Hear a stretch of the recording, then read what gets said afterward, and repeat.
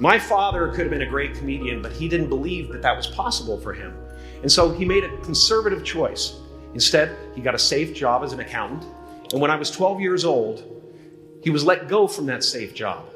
And our family had to do whatever we could to survive. I learned many great lessons from my father, not the least of which was that you can fail at what you don't want.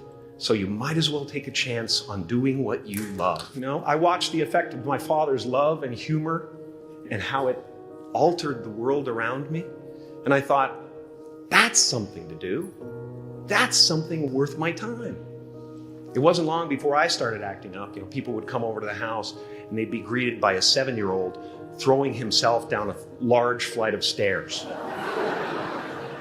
They would say, "What happened?" And I would say, "I don't know. Let's check the replay." I'd go back to the top of the stairs and come back down in slow motion. Now, fear is going to be a player in your life, but you get to decide how much. You can spend your whole life imagining ghosts, worrying about the pathway to the future, but all there will ever be is what's happening here, and the decisions we make in this moment, which are based in either love or fear. So many of us choose our path out of fear disguised as practicality. What we really want seems impossibly out of reach and ridiculous to expect, so we never dare to ask the universe for it. When I was about 28, after a decade as a professional comedian, I realized one night in LA that the purpose of my life had always been to free people from concern, just like my dad. The only one I hadn't freed was myself, and that's when my search for identity deepened.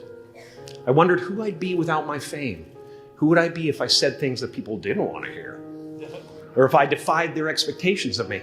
And that peace that we're after lies somewhere beyond personality, beyond the perception of others, beyond invention and disguise, even beyond effort itself. You can join the game, fight the wars, play with form all you want, but to find real peace, you have to let the armor go. Your need for acceptance can make you invisible in this world. Don't let anything stand in the way of the light that shines through this form. Risk being seen in all of your glory. Your job is not to figure out how it's going to happen for you, but to open the door in your head. And when the door opens in real life, just walk through it. And don't worry if you miss your cue, because there's always doors opening. They keep opening. And when I say life doesn't happen to you, it happens for you, I really don't know if that's true. I'm just making a conscious choice to perceive challenges as something beneficial so that I can deal with them in the most productive way. You'll come up with your own style. That's part of the fun. You are ready and able to do beautiful things in this world. And after you walk through those doors today, you will only ever have two choices: love or fear. Choose love, and don't ever let fear turn you against your playful heart.